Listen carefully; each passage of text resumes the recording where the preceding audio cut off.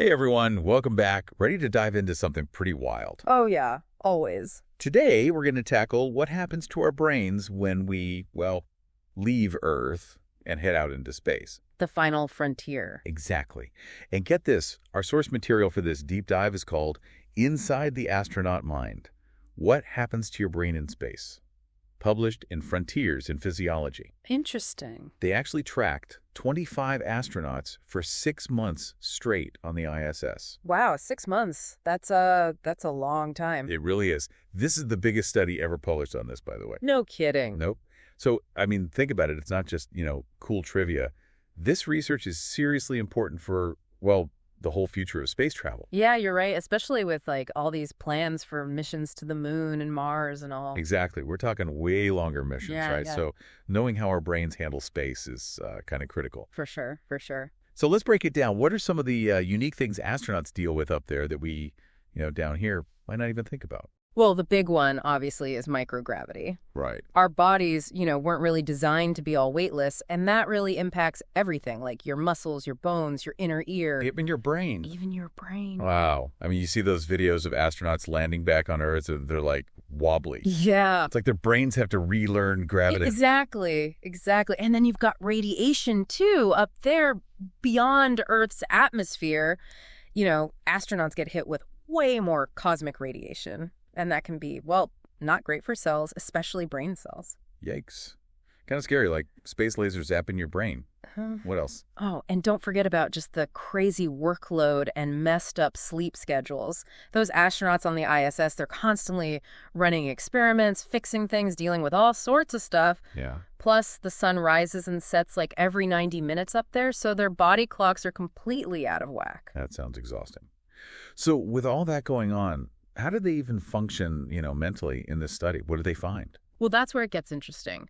They gave them 10 different cognitive tests, during their time up there. Tested all sorts of things. Processing speed, working memory, you name it. Okay, Yeah. And what happened? They found that their responses were slower in space. Oh, makes sense. Like when you're super tired and your brain feels foggy. Exactly. Especially for things like processing information and working memory. Oh, so their brains were basically working in slow motion. Well, not exactly. Here's the thing. Even though they were slower, they were just as accurate. So they were still getting stuff done. They were. It's like their brains were working harder to make up for the weirdness of space, So the brain adapts. It does. This is like textbook neuroplasticity. Neuroplasticity. Yeah, the brain's ability to rewire itself, to form new connections when it faces new challenges. Wow, the brain is amazing. Isn't it? Okay, but was this like a permanent thing? Did they come back to Earth still in slow-mo? That's a good question. And the good news is, mostly no. The changes were mostly temporary. Back on Earth, almost all of them went back to normal, although some things, like how fast they processed information, took a bit longer to recover. Interesting. So their brains weren't like fried or anything. It was more like an adjustment period. Pretty much. Like they got used to a new normal up there and then had to, readjust back here. Fascinating. But what do the scientists think is causing this slowdown in the first place? Well, the main culprit seems to be stress. I mean, even down here, stress messes with our thinking. Oh, yeah. Tell me about it. Deadlines, traffic, trying to remember where I put my keys. Exactly. Now amplify that, like tenfold in space. Whoa. So even with all their training, it's understandable those astronauts would, experience some slowdown. Makes you wonder, though, do you think everyone's brain reacts the same way up there? That's what researchers are looking into now. This particular study didn't really go into individual differences, but they did see that some mental skills seem to be more affected by stress than others. Oh, like Well, for example, processing speed and attention, those seem to take a hit, but memory actually stays pretty solid. Really? So even with all that cosmic chaos, Yeah. our memories are okay? Seems like it. But it does raise some important questions about, longer missions, like to Mars. If stress is such a big deal, how can we, lessen its impact on those future astronauts?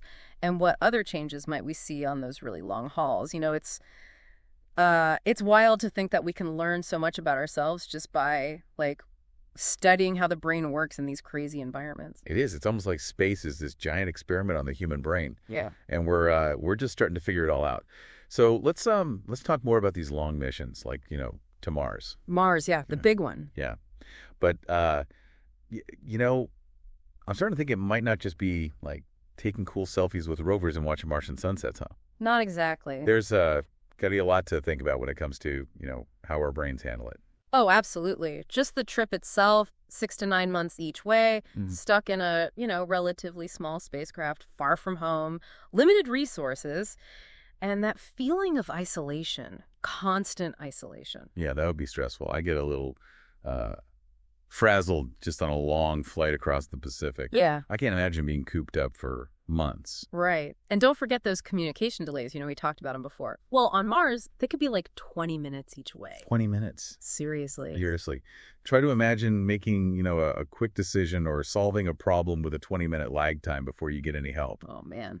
That would be like talking on dial-up internet. Not fun. Yeah. And definitely stressful knowing that help is like literally millions of miles away. Exactly. And then there's the radiation exposure. Going to Mars, it's much higher than just, hanging out on the ISS. Right. We're still learning about like the long-term effects of all that cosmic radiation on the brain, but it's a big concern. So we've got this isolation, the communication delays, and the radiation all kind of ganging up on our astronauts' brains. It sounded pretty tough. Are we like just giving up on Mars then? No, not at all. And this is exactly why this research is so valuable. Oh, okay. By, understanding these potential problems, we can actually come up with ways to protect those brains. So what can we do? I mean, how do we help those Martian pioneers keep their minds sharp? Well, first, we got to create a better environment inside those spacecraft, make them more, conducive to mental well-being, like adding elements of nature, maybe. Here's to being in space.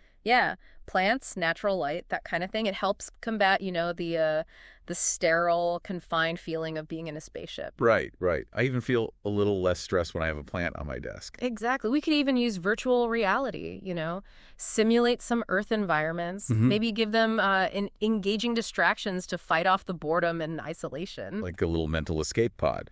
Okay, that's pretty cool. But what about those communication delays? Anything we could do about those? That's a tough one.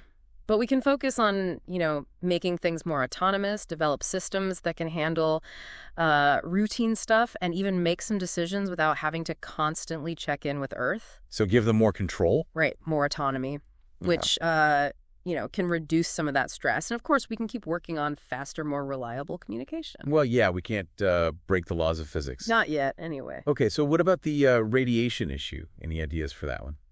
Well, we can definitely develop better shielding materials, to block out as much as possible. Okay. And we're looking into things like special medications or even diets that might help protect the brain from that damage. Like building a suit of armor for their brains? Yeah. Pretty much. But we also can't forget about, the mental and emotional side of things. We need to choose astronauts who are already good at coping with stress, who are resilient and adaptable, and give them ongoing psychological support during the mission.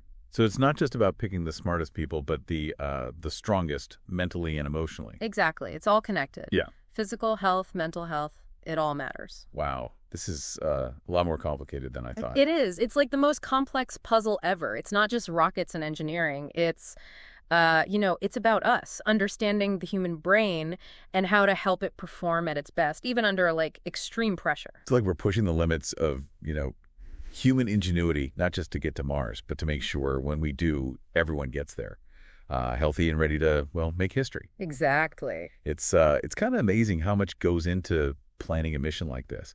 Thinking about every little detail. It's like building resilience into the whole thing. It is. And, I think with all this talk about the challenges of space, the risks and all that, it's easy to forget why we even explore in the first place. Yeah, it's easy to get lost in the logistics. But you're right, exploration at its heart is about pushing those boundaries, of human knowledge, of our understanding. Exactly. That curiosity we have, that drive to explore the unknown.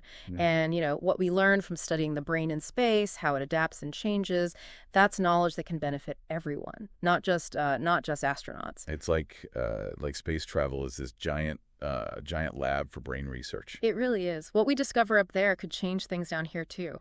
Think about it. Okay, yeah. If we figure out how to deal with the effects of stress and isolation on astronauts' brains, we could use that same knowledge to help people here on Earth. Wow.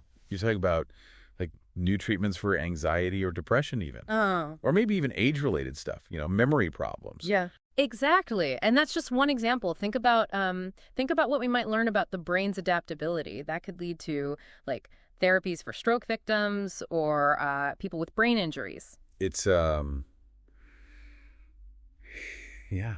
I'm starting to see this whole thing differently now. It's not just about conquering space. It's about understanding our own brains better. Exactly. We're getting insights from studying the brain in space that they could revolutionize healthcare, education, even how we understand consciousness itself. Well, we've covered a lot in this deep dive. I mean, from how resilient the brain is to the challenges of getting to Mars. Right. It's clear that that we're just at the beginning of something really big here. Absolutely. And as we explore further, the brain is going to be our most important tool. Our key to the universe. And to understanding, ourselves. I think you've given our listeners a lot to think about. My brain's definitely buzzing with new ideas. That's what we like to hear. Well, I think that's about it for this deep dive. But before we go, I want to leave you with one last thought. Imagine a future where space travel isn't just about, rockets and technology, but it's also about understanding ourselves better.